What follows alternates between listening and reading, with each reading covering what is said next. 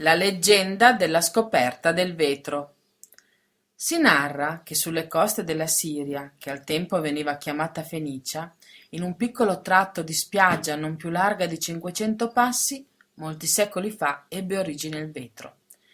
Infatti, in una notte di tempesta, una nave carica di mercanti e viaggiatori fece naufragio in quei lidi e i superstiti si trovarono, seppure salvi, su una spiaggia deserta e inospitale. In quel luogo sfociava un fiume chiamato Belo, le cui acque salmastre, considerate sacre, non erano però buone da bere, e le cui sabbie fangose brillavano di cristalli e di altre sostanze velenose. Felici di essere salvi, ma molto provati dal naufragio, i superstiti cercarono un riparo e decisero di accendere subito un fuoco per riscaldarsi e proteggersi dagli attacchi degli animali selvatici. Purtroppo, perlustrando la spiaggia, si resero conto che non vi erano pietre adatte a sostenere il focolare. Allora andarono al relitto della loro nave e presero dalla stiva alcuni blocchi di natron che facevano parte delle merci del carico. Tornati al campo, posero i blocchi di natron intorno alla legna raccolta ed accesero il fuoco. Man mano che il fuoco ardeva, i blocchi di natron cominciarono a sciogliersi, mescolandosi alla sabbia della spiaggia. E quando, a causa del calore, natron e sabbia cominciarono a fondere insieme, un rivo di nuovo, trasparente liquido cominciò a fluire.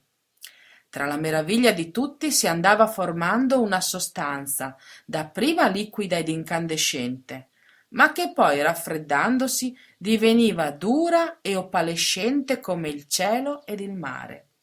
Era stata scoperta la procedura per creare la pasta di vetro.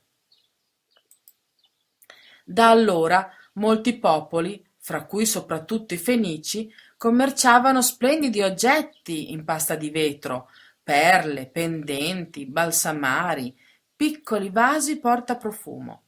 Ma nessuno degli abili artigiani era ancora riuscito a creare oggetti di vetro come coppe, piatti, bottiglie o grandi vasi.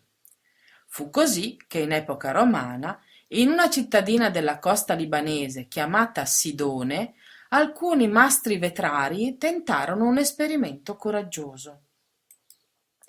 Osservando come i bambini per gioco soffiavano le bolle di sapone, provarono anche loro a soffiare aria dentro i boli, cioè le bolle di vetro incandescente da cui si realizzavano le paste vitree. Per non scottarsi la bocca, costruirono delle lunghissime canne di metallo, dentro cui soffiarono aria verso il bolo di vetro. Poi, quando la bolla raggiunse le dimensioni volute, con apposite pinze e lime la modellarono ancora bollente, fino ad ottenerne la forma desiderata. Fu così che nacque il vetro, come ancora oggi lo conosciamo e lo usiamo.